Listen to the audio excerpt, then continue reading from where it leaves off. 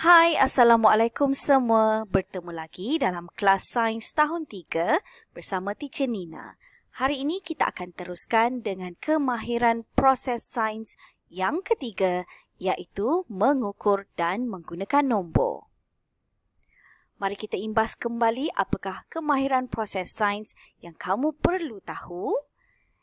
Yang pertama yang telah pun kita pelajari iaitu memerhati.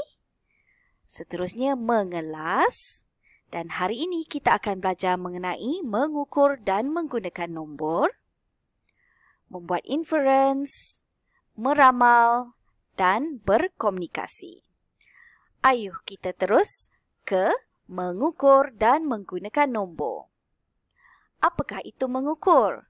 Mengukur ialah kemahiran membuat pemerhatian menggunakan nombor dan alat berunit piawai.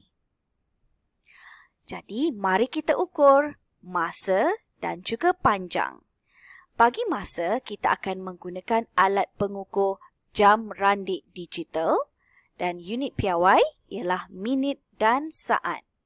Manakala bagi panjang, kita akan menggunakan pembaris dan unit piawai ialah sentimeter atau cm.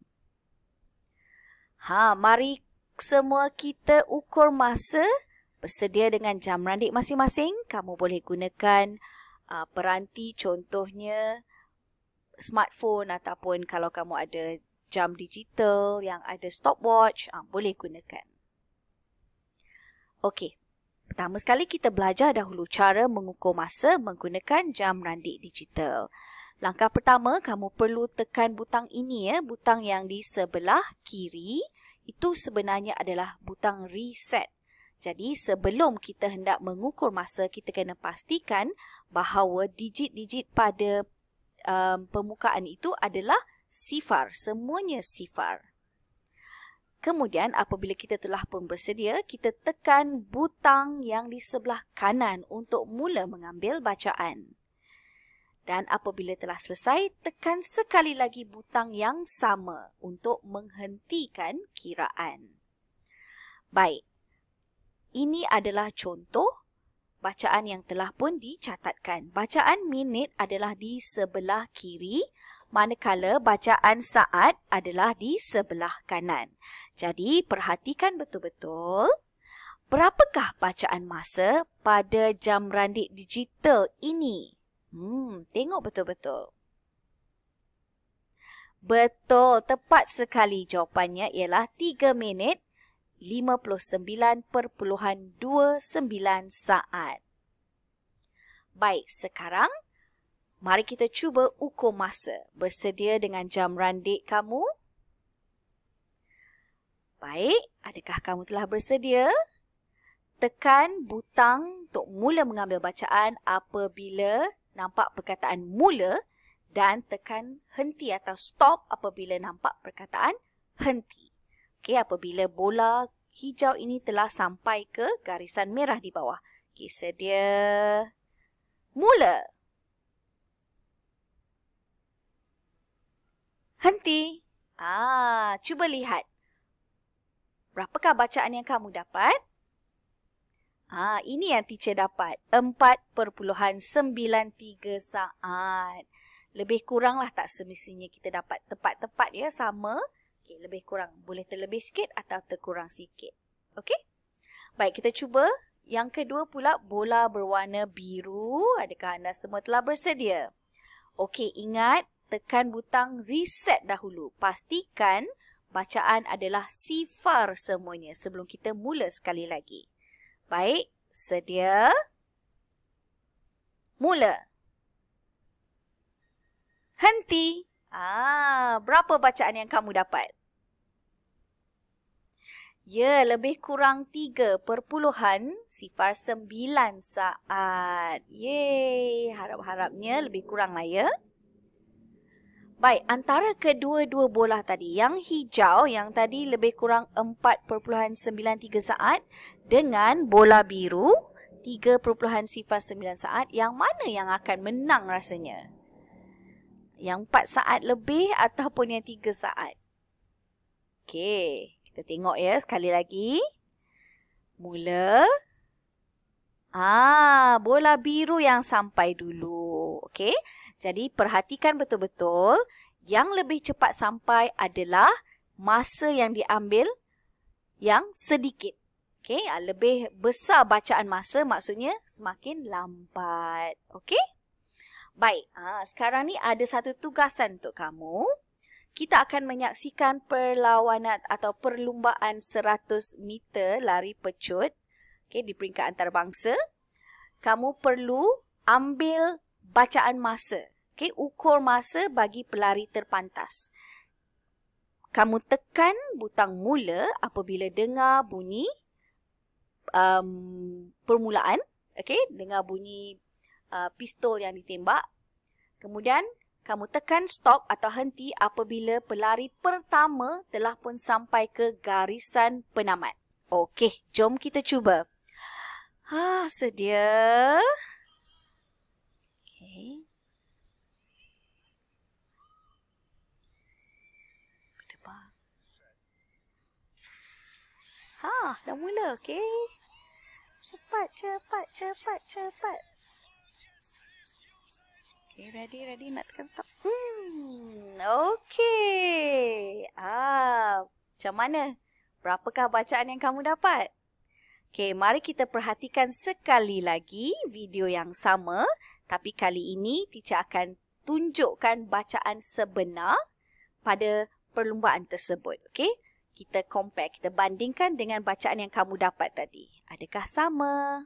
Okey, perhatikan di bahagian bawah sebelah kanan ya. Sekejap lagi akan muncul. Tu. Okey, kita tengok.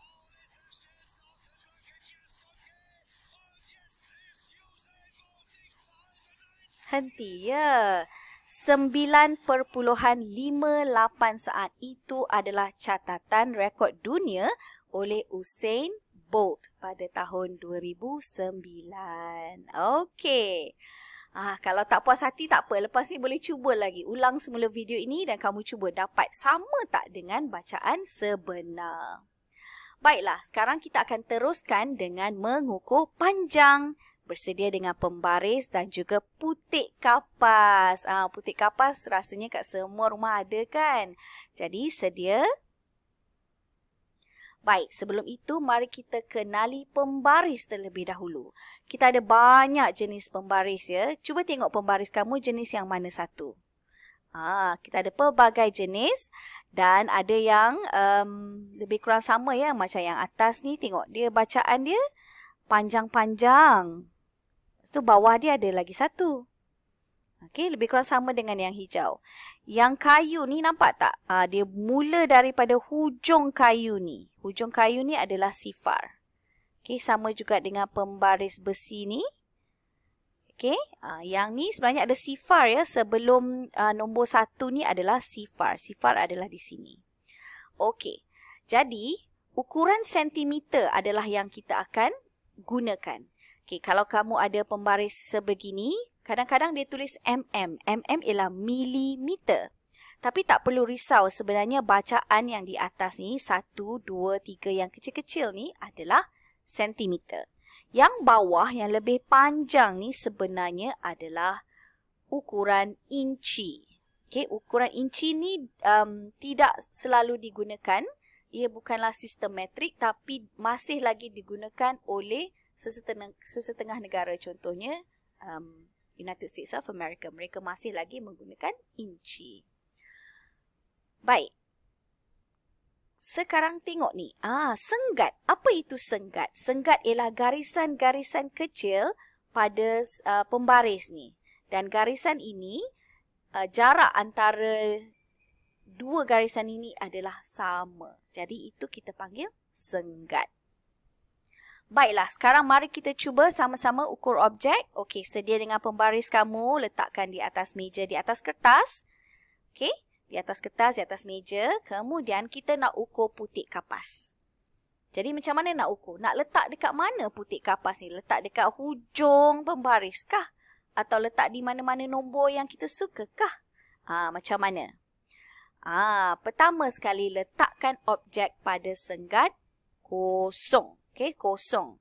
Kadang-kadang ada pembaris, contohnya pembaris ni dia tak tulis pun kosong. Tapi kita tahu kosong adalah pada garisan yang pertama ini ya. Okey, kita letakkan cotton bud ni atau putik kapas ni betul-betul pada garisan kosong. Okey. Kemudian, kita tandakan bacaan pada hujung objek. Hujung ni kita tandakan. Garis lurus juga. Tandakan dia terletak pada nombor berapa. Okey. Dan kemudian pastikan kedudukan mata adalah setentang dengan bacaan pada senggat pembaris. Okey, mesti betul-betul bukanlah dari atas begitu ya, sebenarnya dari depan sebab slide ni dia tunjuk 2 dimensional. So sebenarnya kalau 3 dimensional ataupun keadaan sebenar mata kamu di depan. Okey, betul-betul tegak. Okey. Tak boleh nak tengok daripada tepi ya sebab bacaan dia akan jadi tidak tepat. Tengok kalau yang warna biru tu dia nampak macam nak dekat 10 cm. Yang warna kuning tu nampak 5 cm saja. Padahal sebenarnya ialah 7 cm. 7.0 cm. Okey, katalah kita dah ukur tapi lebih dari 7 tapi tak sampai 8. Jadi apa bacaannya sebenarnya? Okey. Sebenarnya, kita tandakan dahulu ya. Berapa bacaan ni? Senggat-senggat yang kecil ni adalah bernilai 0.1 setiap satunya. Jadi 0.1, 0.2 dan sehinggalah 0.9. 0.5 dia panjang sikit untuk nampak dia di tengah-tengah. Memudahkan kita. Jadi tengok ya, jawapannya ialah 7.3 cm. Itulah bacaan sebenar bagi objek ini. Baik, uji minda. Berapakah panjang krayon ini? Kita tengok. Katalah kita ada pembaris tapi pembaris tu dah patah. Okey, bacaan sebelum 5 tu tak ada. Jadi nak buat macam mana? Okey, kita letakkan betul-betul di situ. Kemudian cuba kamu kirakan berapakah rasa-rasanya ukuran panjang bagi krayon ini. Dapat tak 3 cm? Macam mana dapat 3 cm ni? Apabila kita letakkan di nombor 5 tu contohnya, anggaplah nombor 5 itu adalah sifar, permulaan. Jadi, daripada 5 hingga ke 6 adalah 1 cm, 1 cm, 1 cm. Jadi, semua sekali adalah 3 cm. Itu sebenarnya jawapannya. Baiklah, kita telah sampai ke tugasan untuk minggu ini. Senang sahaja. Kamu dikendaki untuk melengkapkan buku aktiviti sains di muka surat 4 dan 5. Semua orang dah dapatkan buku aktiviti sains. Jadi kalau kamu belum lagi buat muka surat 1, 2 dan 3, kamu juga perlu membuatnya, melengkapkan muka surat 1, 2 dan 3 iaitu tajuk memerhati dan mengelas. Dan hari ini sambung muka surat 4 dan 5 iaitu bagi tajuk mengukur dan menggunakan nombor. Okey, baiklah, itu sahaja untuk minggu ini. Kita jumpa lagi untuk tajuk yang akan datang pula. Bye. Assalamualaikum.